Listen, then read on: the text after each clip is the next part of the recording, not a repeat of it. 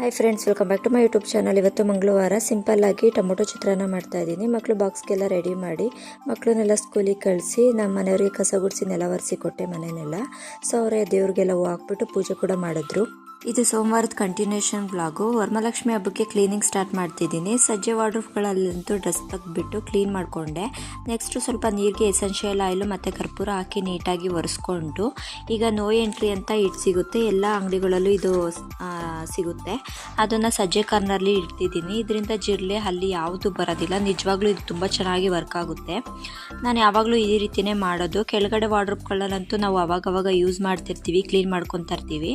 ಆದರೆ ಮೇಲೆ ನಾವು ರೇರಾಗಿ ಯೂಸ್ ಮಾಡೋದ್ರಿಂದ ಜಿರಳೆಗಳು ಬರೋವಂಥ ಚಾನ್ಸಸ್ ಇರುತ್ತೆ. ಅದರಲ್ಲೂ ಸಜ್ಜೆ ವಾರ್ಡ್ರೋಬ್ಗಳಲ್ಲಿ ನಾನು ಇಟ್ಟಿರೋದು ಬರೀ ಖಾಲಿ ಬಾಕ್ಸ್ಗಳನ್ನ ಇಟ್ಕೊಂಡಿದ್ದೀನಿ.